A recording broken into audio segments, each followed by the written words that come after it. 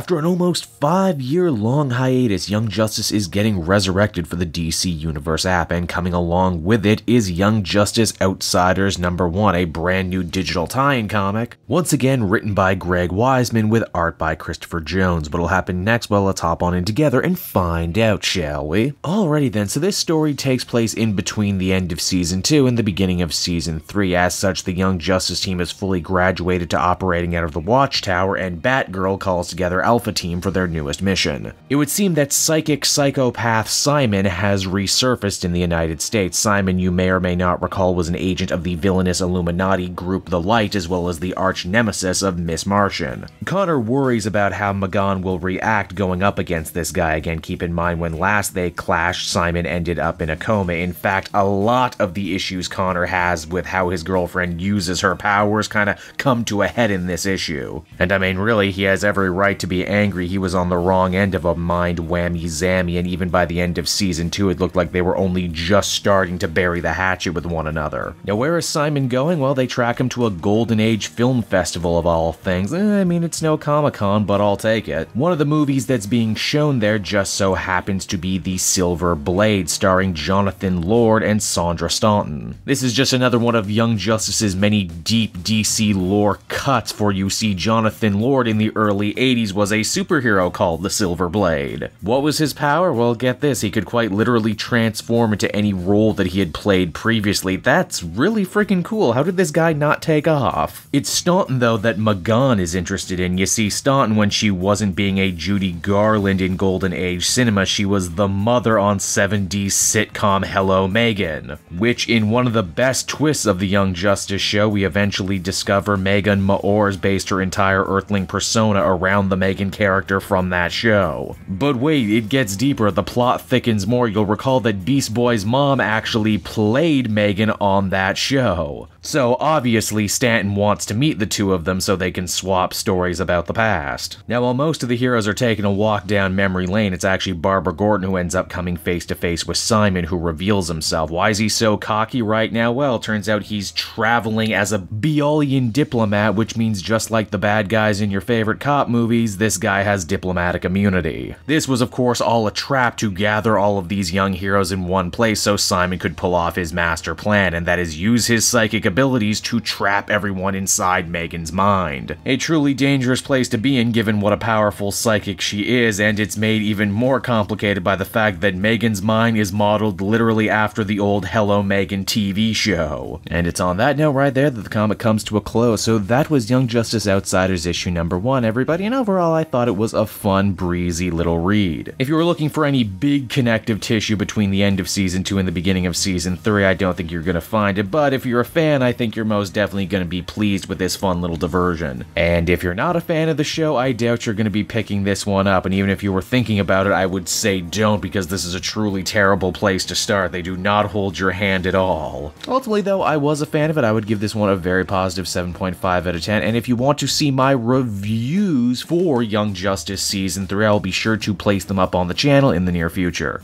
Hey there everyone, it's your old pal Cape Joel again, and I want to thank you so much for watching to the end of the video. I hope you enjoyed it, and if you did, why not check out some of these other videos I have available from the channel. And you can follow me on Twitter and Facebook at Cape Joel, so you're always up to speed on what I'm doing next. And hey, if you really like what I do, you might want to pick up a Cape Joel shirt. Yes, that's right, I have my own merch store over at TeePublic. Check out for great designs like my little Cape Man, stuff from the comic multiverse, fun stickers, in-jokes, we got it all over at the TeePublic store. You can check it out right now. And I will be sure to see you all again next time. Bye-bye.